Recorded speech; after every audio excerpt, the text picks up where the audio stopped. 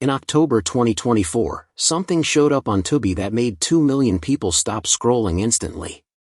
For over 40 years, the footage had been locked away in a studio vault. Executives said it was too emotional to ever air. It wasn't a comedy routine. It wasn't a tribute. It was a confession. Red Skelton looked straight into the camera and spoke like it was the only person who had ever listened to him.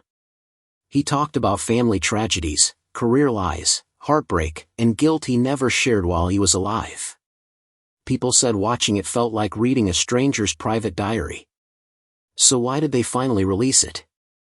Red Skelton's story began far from Hollywood. He was born on July 18, 1913, in a cramped shack in Vincennes, Indiana, just 2 months after his father died at 37. His father had been a circus clown, but the happiness he brought others never reached home. After his death, Red's mother was left with 4 boys and nothing else. They lost their store, relied on neighbors for food, and Red grew up wearing torn clothes and going to bed hungry. But he learned one lesson early: people laugh when they're hurting, and sometimes laughter is the only thing that keeps you standing. At 7, Red sold newspapers on street corners for 3 cents. He sang, joked, begged, whatever kept customers around. By 10, he was doing every job he could find. Delivering ice. Carrying cigars. Scrubbing laundry. He saw kids without shoes, mothers pawning wedding rings just to buy bread, and he knew poverty better than he knew school. But he also discovered that a laugh could soften even the hardest day. He started becoming known not for grades, but for the way he could make a broken man smile like a little boy again. At 10, he ran away with a traveling medicine show. He earned $10 a week selling fake cures, slept in barns, and sent every cent home. One night, he slipped on stage, smashed a case of glass, and the crowd roared with laughter. That's when he realized even mistakes could be magic. He stayed with the show for 4 years, learning accents, juggling, pantomime, skills he would use for the rest of his life. He learned to be poor without bitterness, loud without words, and funny without trying. He never met his father. Only stories. He held on to them like scripture. Every circus tent felt like a place his father might have walked. Every mirror backstage felt like a doorway to a man he missed without ever knowing. Comedy became the way he tried to fill that empty space. At 15, he dropped out of school with $1.35 in his pocket and hitchhiked to Chicago to chase a vague promise of work. His mother let him go because she knew he wasn't running away, he was running toward something. He worked anywhere that would take him: circuses, nightclubs, sidewalks. At 16, he joined the same circus his father once performed in. He also joined a silent vaudeville act called the Merry Mutes, where he wasn't allowed to speak on stage. Instead, he mimed, fell, stumbled, and watched audiences laugh without ever hearing his voice. He learned the power of silence, how a look or a tiny gesture could reach people deeper than words. By 1931, he and Bud Jones added talking to their act. Red did impressions of Clark Gable that audiences loved. They earned $75 a week, unheard of during the Depression. But when Bud cheated him, the act collapsed. Red was devastated, chasing small gigs just to survive. In that heartbreak, he met Edna Stillwell, a teenage usher with a sharp mind and a gift for writing jokes. They married in 1934, she was only 13.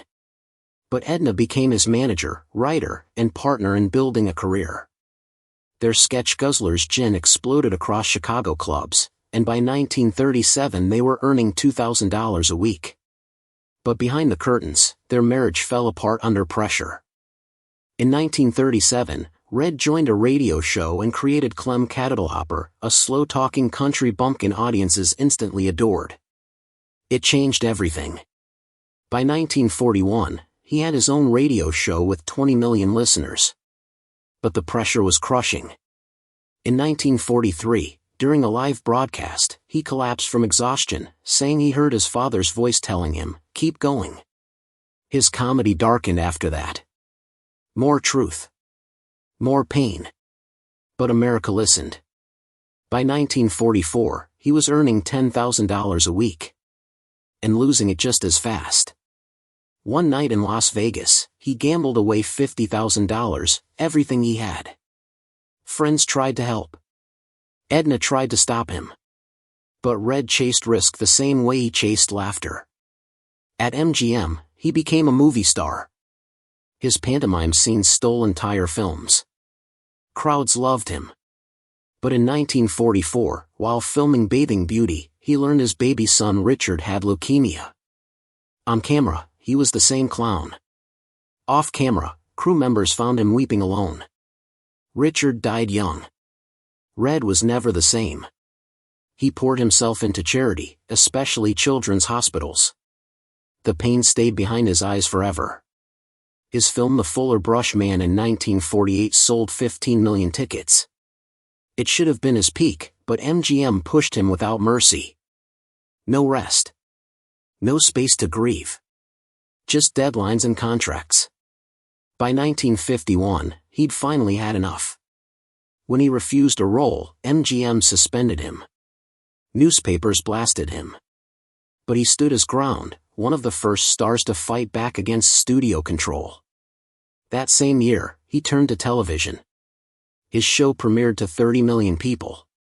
His characters, Freddie the Freeloader, Clem Cattleopper, the Mean Whittle Kid, became household names. He won Emmys. He ruled TV for years. But behind the fame, his personal life was breaking apart. In 1957, Edna confessed she'd been having an affair. Red snapped, punched a wall, broke his hand, missed 2 episodes. The scandal followed him, even after he remarried. Still, he kept performing. His voice began to give out from smoking, so he leaned into mime again, his oldest skill. Audiences loved him even more for it. By 1965, 50 million people watched every week. He was an American tradition. But networks wanted younger comedy. In 1971, his show was canceled. Red said goodbye softly, like he knew an era had just ended. In 1973, the IRS hit him hard, $1.2 million in back taxes. He had to sell his estate and go back to performing in casinos just to survive. The glamour was gone. But he kept going. In 1976, he made a comeback with Funny Faces. It helped him get back on his feet. But that same year, his second wife, Georgia, died. Red turned to painting. His art sold out exhibitions. It was how he grieved. Then in 1981, after a show in Las Vegas, he collapsed from drinking. Friends feared he wouldn't survive. He once said the stage had saved his life. But now, even that wasn't enough. And that's where the lost footage comes in. Because someday soon, the world would see the part of Red Skelton he never let anyone see while he was alive, the man behind the paint, the jokes, the laugh that hid a lifetime of heartbreak. The footage they finally released wasn't comedy. It was truth. The kind he spent a lifetime turning into laughter for everyone but himself.